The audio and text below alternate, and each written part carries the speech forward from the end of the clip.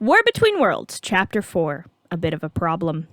As it turned out, Jen had been completely correct. Peptos 11 and the resident gourmands were under attack by a battalion of incursion warriors led by Princess Atea. Rook and Jen were split on what to do, so they split up. Rook going with the first type of gourmands, the perks, to hold the front lines. Jen went with the select group of the second type of gourmands, the mercs, to free the queen from Atea.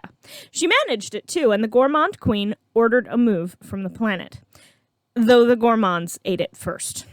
Jen shook her head as they watched the gourmands shooting off to the next planet in the Peptos system. You know, it's a little gross, but it's also kind of beautiful, Jen commented as the gourmands shot past their ship. Rook laughed lightly. The universe is a big place, full of beauty and, yes, grossness. They laughed as they made their way out of the Peptos system.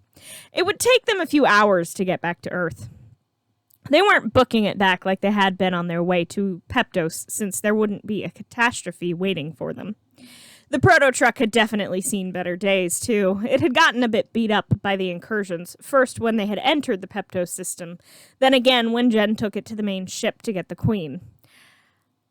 All told, the ship wasn't in any shape for a fight, which, of course, was what they found the moment they left the Peptos system.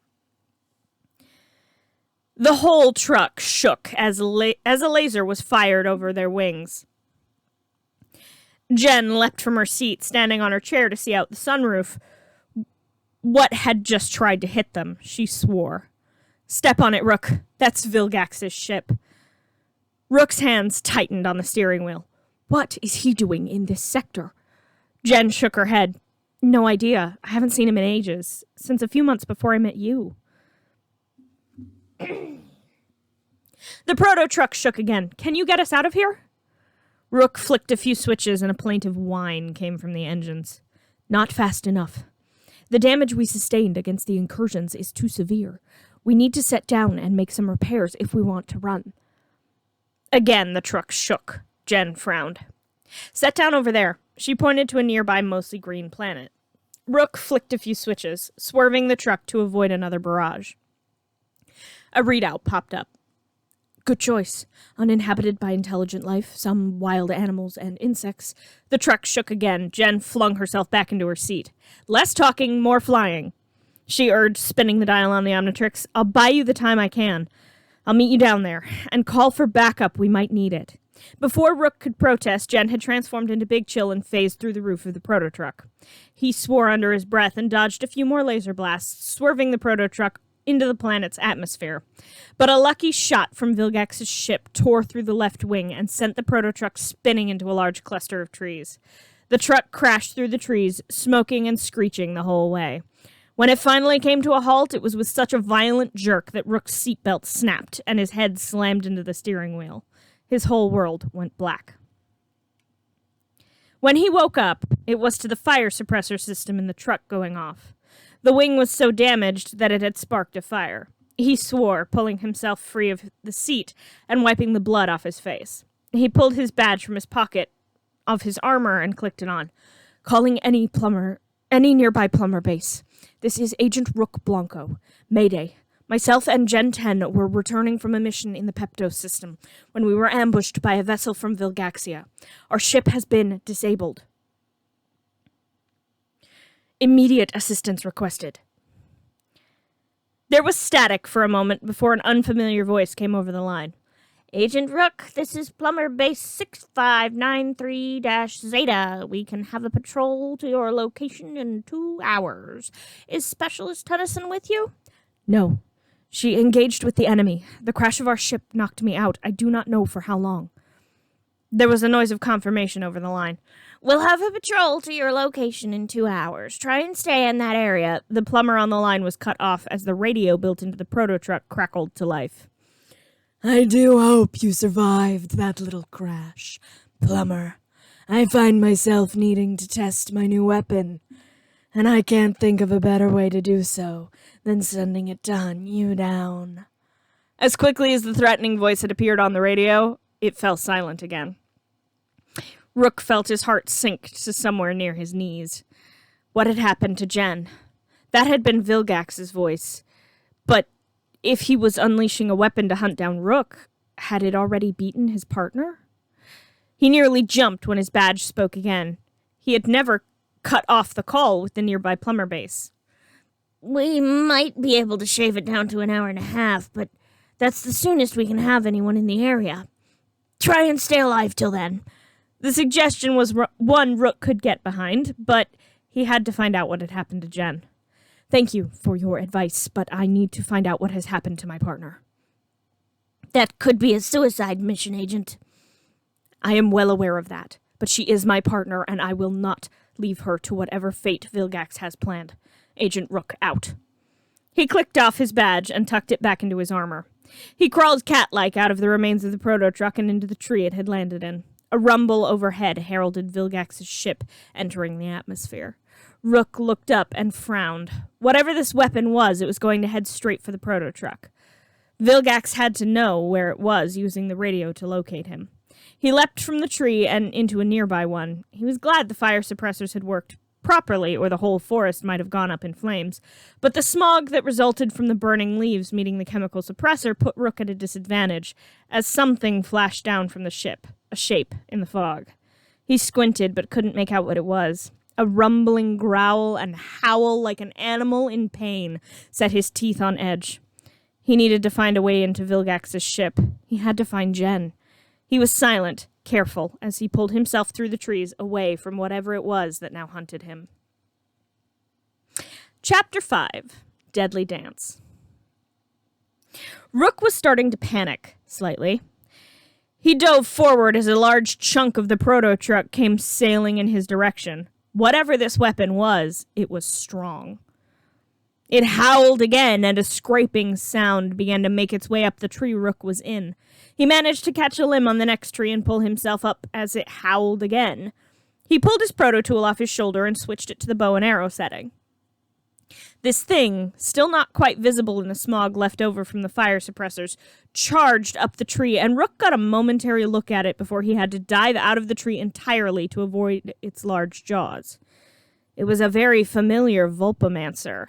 He dove free from the tree, free-falling for a moment before catching himself with the grappling hook setting of the proto-truck. It could not have been her, he muttered as he raced away from the snarling Vulpomancer still in the tree. But a niggling doubt had wormed its way into his brain.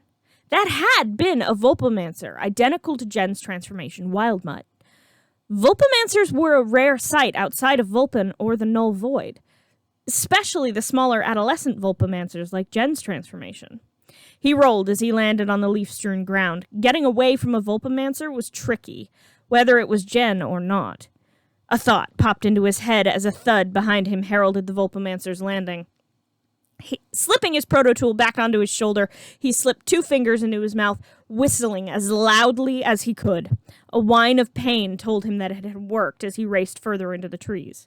He managed to pull himself up into another one of the trees, up to the topmost branches, trying to see if he could see Vilgax's ship from up here. It had landed not too far away. One of the hatches remained open. Several drones stood outside, making up a half circle in front of what could only be called a throne. On that throne sat a very large figure that Rook had only ever seen in files and heard about in stories. Vilgax, the Conqueror of 10 Worlds, one of the worst tyrants in the universe, one of his partner's most deadly enemies. He was sitting there, looking quite nonchalant. In front of him sat a small screen, and in his hand was what looked like a video game controller. Rook frowned. What was happening here? He couldn't see Vilgax playing video games on a good day, and certainly not when hunting someone down. The tyrant frowned at the screen and flicked a switch on the controller.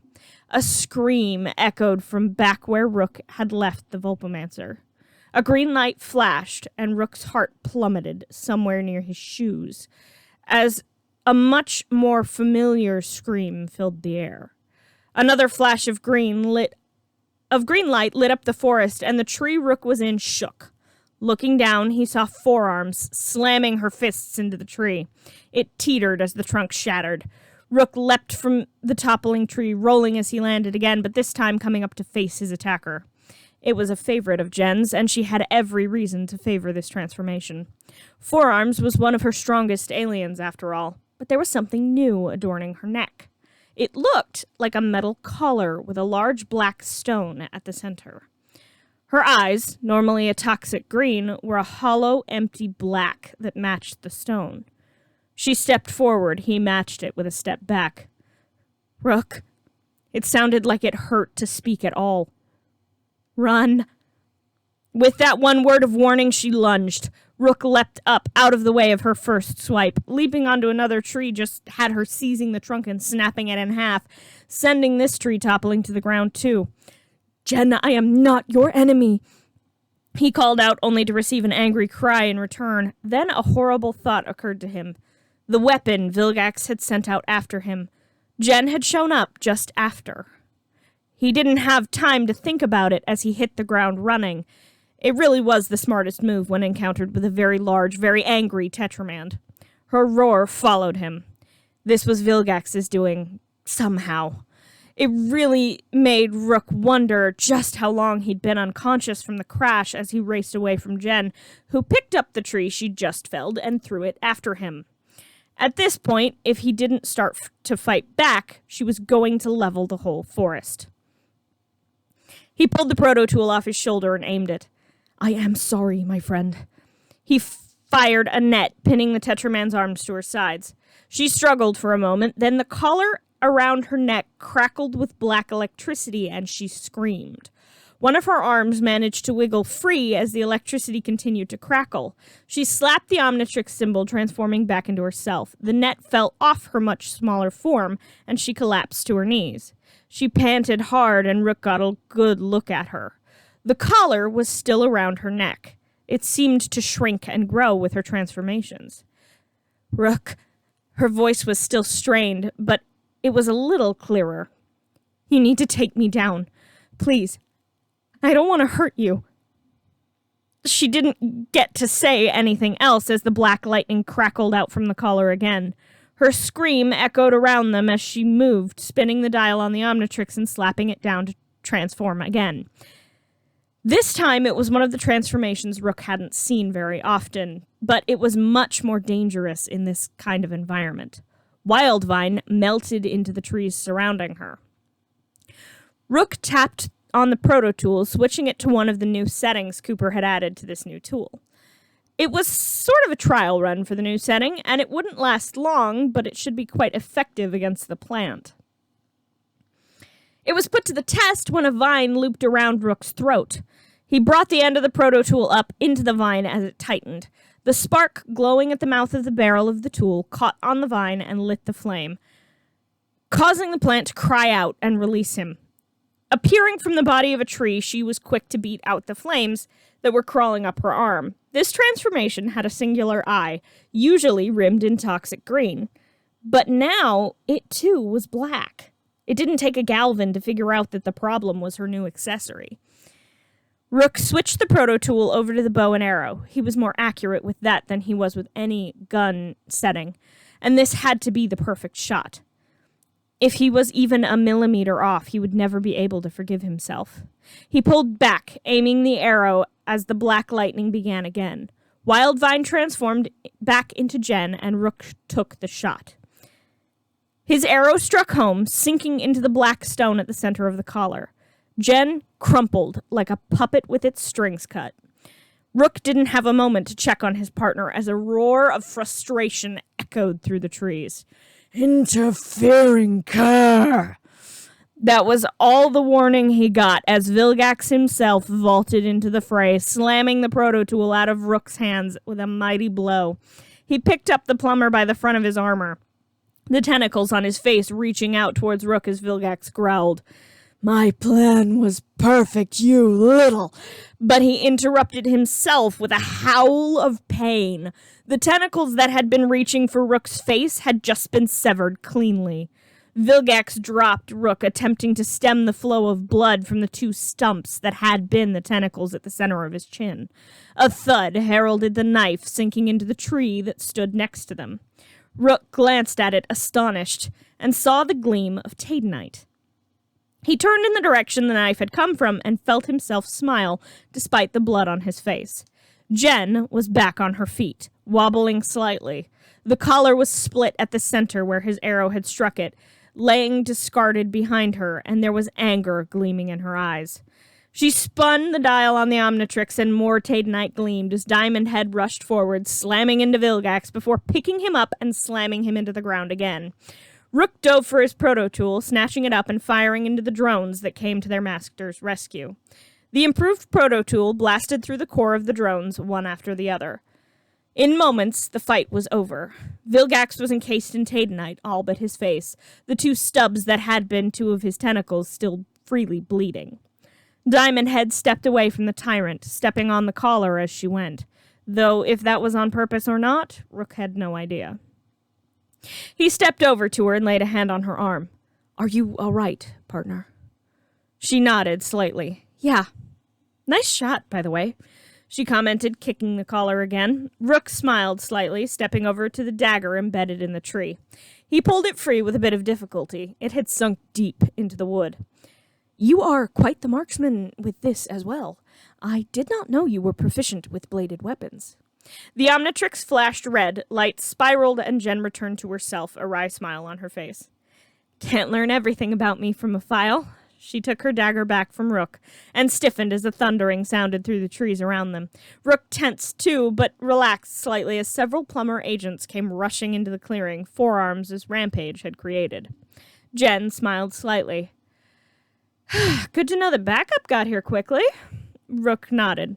"Yes, I was not expecting you for another hour at least." The plumber in charge stepped forward. "We heard Vilgax was here, and we sent the fastest ships we had. Looks like you two didn't need the help." Jen tucked her dagger into a sheath hidden under her pant leg. "Well, cleanup is always a pain in the ass. If you lot can take care of transporting his ass onto your ship, Rook and I will take care of his ship." The plumbers nodded, and Rook followed Jen towards where Vilgax had landed. Rook was frowning slightly. Jen's hands were shaking. "When you say we are taking care of his ship, I mean we're gonna blow it the hell up. It and everything on it." Rook gently caught Jen's hand and frowned at her. "What happened, Jen? You are shaking." She took a deep breath, looking around to make sure they were alone. "I got onto his ship fine as Big Chill. Went right for where I knew his weapon system should have been. Except he knew I would do that. He had an ambush waiting, but the coward wasn't waiting himself. No, he had an electric field set up to knock my ass out." She shook her head, the tremors in her hands getting worse. Rook gently tightened his hold on her hands. She took a breath. "When I woke up, I was in a containment field. He said he shot you down, then stuck that fucking collar on me. It's something he had developed specially just for me." She pulled her hands back and scrubbed at her face. "I could see and hear everything that was happening. I just couldn't move my own body. It was moving, but it wasn't me doing it." She buried her head in her hands and her shoulders began to shake. Rook paused for a moment before pulling her into a hug. He didn't say anything. He wasn't sure what to say. He just held her. "Guess I should count myself lucky my partner is a crack shot who doesn't listen to me," she said a few minutes later, pulling back and scrubbing her face to rid it of any leftover tears. Rook smiled lightly. "I listen to you when you are making sense, which is more often than you are generally given credit for." She laughed. It was a bit wet, with the tears still gleaming in her eyes. "Now, shall we deal with Vilgax's ship?" She grinned and nodded. "I do enjoy blowing things up. Probably a less than healthy coping mechanism?" Rook nodded slightly as they made their way through the trees. "Perhaps. But I will admit that I, too, on occasion, do enjoy a well-earned explosion." Jen laughed, and Rook smiled wide.